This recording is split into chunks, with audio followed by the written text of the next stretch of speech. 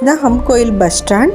So இங்கே தான் வந்து நீங்கள் இறங்கணும். இங்கே வந்து இறங்குனதுக்கு அப்புறமா இங்கே பார்த்தீங்கன்னா நம்மளுக்கு வந்து ஹிந்து டெம்பிள்னு ஒரு போர்டு போட்டிருப்பாங்க. அப்படியே கொஞ்சம் தூரம் நடந்தோம்னா ஒரு சந்தாட்டை வரும். ஸோ அங்கேருந்து நீங்கள் ரைட் கட் பண்ணிங்கனாலே கோபுரம் அழகாக இந்த ஹம் டெம்பிளோட கோபுரம் அழகாக தெரியும். இது ஹம்முங்கிறது ஒரு ஊர். இதில் இருக்கிற இந்த கோயிலில் வந்து காமாட்சி அம்மன், பெரிய காமாட்சி அம்மன் சிலை இருக்கும்.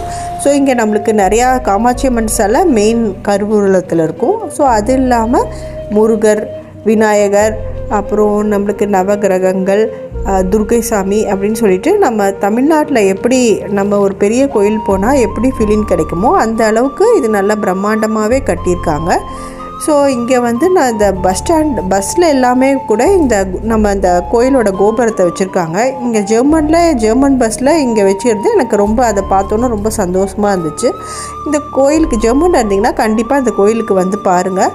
இது ரொம்ப பவர்ஃபுல்லான கோயில். இங்கே வந்து நீங்கள் எது வேணுனாலும் கண்டிப்பாக